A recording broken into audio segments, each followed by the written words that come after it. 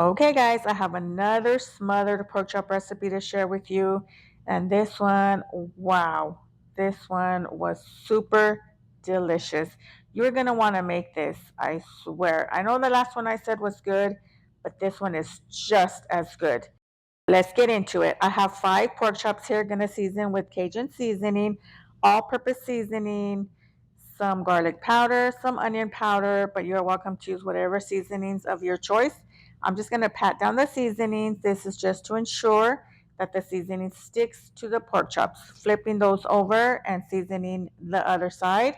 And once they're done, adding some olive oil to my pan. I'm going to just sear these pork chops, not going to cook them all the way. So basically just brown on both sides. So once they are seared, I'm going to remove them. And in the same pan, I'm adding in some diced green bell pepper, red bell pepper, yellow bell pepper, some onion, some green onion, and some minced garlic. Gonna give that a quick mix, and I'm gonna season that with some Cajun seasoning. And I'm going to add in 4 tablespoons of unsalted butter. Once that melts, adding in 4 tablespoons of flour.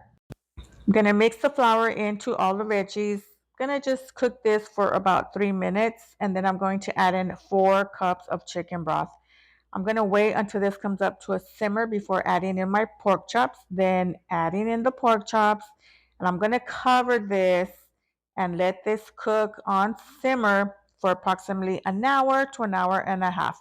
Mine took an hour and a half, and wow, these are tender. These fall off already. You know these are going to be good. And that gravy right there, wow. And look at this one. Literally, all the meat just came off. Now, if your gravy doesn't come out thick, you can add some cornstarch with water. Just add it in there and wait until it thickens up. And I just served this up with some homemade mashed potatoes and some corn. And I'm just adding some of that gravy right on top of the pork chop and the mashed potatoes. Serve these up with some rolls, and this meal is done. Wow. I've just got to say that these rolls were super delicious. And I did not make them. These are the Rhodes dinner rolls.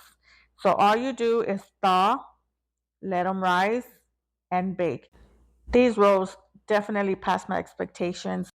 Everyone thought I made them, but no, I told them, no, I did not make these, and let me show you where they come from.